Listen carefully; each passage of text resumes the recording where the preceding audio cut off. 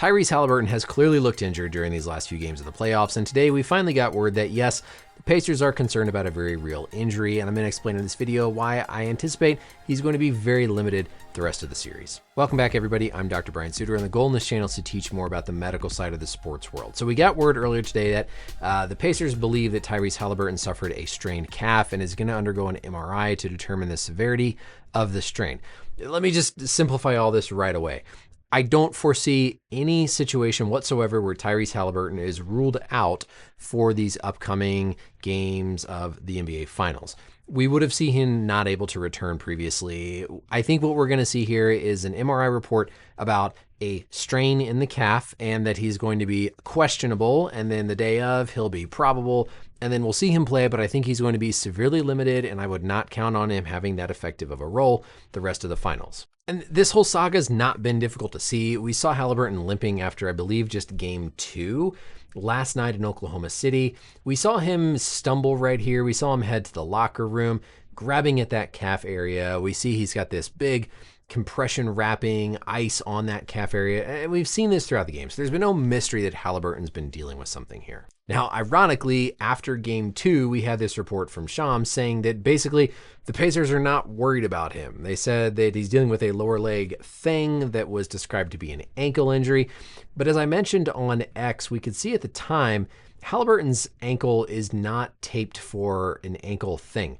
This taping pattern where he's got this tape on the backside of his calf, that is not how you would tape somebody for a ankle sprain. And so when I saw this, my presumption was that he was dealing with either some sort of an Achilles tendon problem or a calf problem, and that honestly at the time the Pacers knew this was probably not just some little piddly thing. Next, we'll take a look at when and sort of how I think this injury occurred, the overall severity, and talk about our biodigital anatomy tool. But first, I want to give a quick shout out to the sponsor of today's video. Today's video is sponsored by Collar. In nearly every video I've made for the past few years, the shirt you've seen me wearing is from Collar because simply put, I think they are the best and most comfortable dress shirts that you can purchase. But I'm changing it up for this read because with the summer months upon us, I want to highlight that they've got some great short sleeve options like these really comfortable button downs and polo shirts. The best part of Collar shirts is the material. It's this really nice lightweight fabric that feels like athletic wear. It's very breathable. It's wrinkle resistant, and it's even stain repellent. The material is made from recycled plastic bottles, which adds a really nice layer of sustainability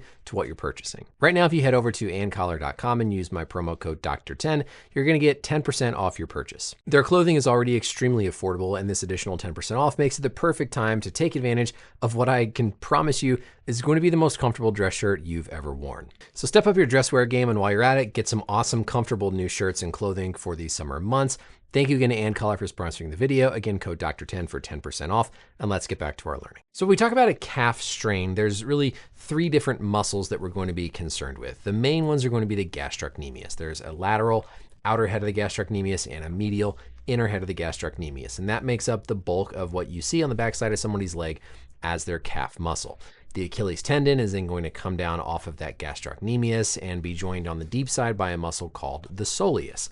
A soleus strain is also considered a calf strain, but a different muscle. It's going to be deeper to the gastrocnemius, also going to feed into the underside of the Achilles tendon, and then you're also going to have a muscle called the plantaris. Doesn't look like I have it shown on here. There we go. It's actually hiding up deep. Very long, skinny, thin tendon. Technically, that could also be the calf strain, but not anything that we would necessarily worry about right now. Now, if we think about like how this could have happened, if we go back to the play where we saw Haliburton have to leave and go back to the locker room, we can understand a little bit more of the mechanism. So looking at this, pay attention to how Haliburton is pushing off with this right side. We catch this step right here. In this position, that calf is going to be stretched. That muscle is trying to fire as he accelerates and pushes off. And this probably irritated the muscle. That might have been when a more significant strain occurred. We see him grabbing around the calf. But importantly, we don't see any like recoil in the tendon. We don't see any snap. But this position is absolutely going to put strain and stress that calf complex, that Achilles tendon area. Afterwards, of course, leaning back to the locker room, we saw that he had everything wrapped. This is probably some ice potentially, maybe a little bit of heat on here, trying to keep him loose. Also has his back wrapped here.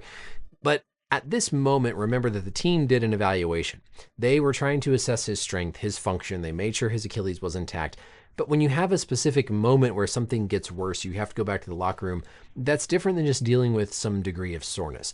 But remember, we saw Haliburton limping off the podium at the end of game 2. So something clearly happened during game 2 that aggravated his leg that he's been dealing with. And I don't believe that the Pacers had no clue what was going on and were concerned about it. He probably had a calf strain in game 2 or game 1 that just became worse and exacerbated more recently.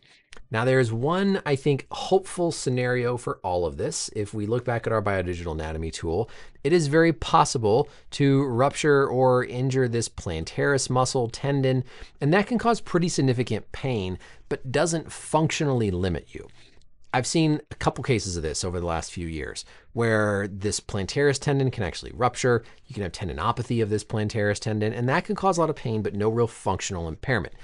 If for some stroke of luck, that's what Haliburton is dealing with, is an injury to this plantaris tendon, then I change my mind. I think he'll be just fine if they can manage his pain. I wouldn't be worried about his function.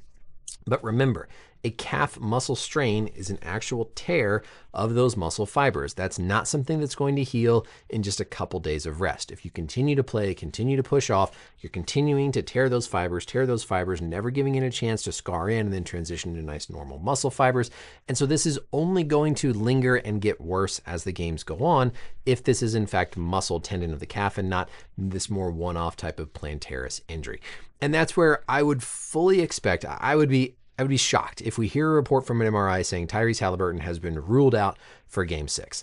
He played in game 5. He looked hobbled for sure, but I can't imagine seeing something new where they would say, absolutely not, it's not safe for you to go. Because worst case scenario, he's got a high grade injury. He tries to go, he makes it worse. You're at the end of the season anyways, and you're going to have time to recover in the offseason. So at this point, it's kind of all bets are off, and I would fully expect him to go unless the absolutely bizarre one of a million type of thing. What I think is more likely is we get the MRI. MRI confirms no structural damage, right? They're going to say no structural damage because they want to make sure that we know the Achilles is okay, but he's got a calf strain or a muscle strain. We'll see him listed as questionable. He'll try to play through the game. He's probably going to be limited. He'll probably have to come out at some point. He might re-aggravate it, and I expect this is going to nag and continue to bother him. I hope we don't see a repeat of the whole Kevin Durant narrative with his calf strain. Remember, when we go back to this anatomy model, there's a lot of variation with where these injuries can occur. Somebody might have an injury here in the more myotendinous junction or truly the Achilles, and they're calling it a calf injury. It might be the muscle. And so is it possible that we see something worse like an Achilles tear with Haliburton? Of course, that's possible with any player anytime they step on the court. But without knowing exactly, are we up in this muscle belly up here? Are we at the myotendinous junction? Are we in the tendon itself? Are we deep to all that in the soleus? We have no way of knowing truly what that risk is of subsequent Achilles tears. So that's it for the video. Stay tuned to see the final report on the MRI. But again, I expect him to go, but expect him to be very limited and very labored on the court. That's it for the video, everybody. Let me know as always any questions or comments down below. Thank you as always for watching. I'll see you in the next video.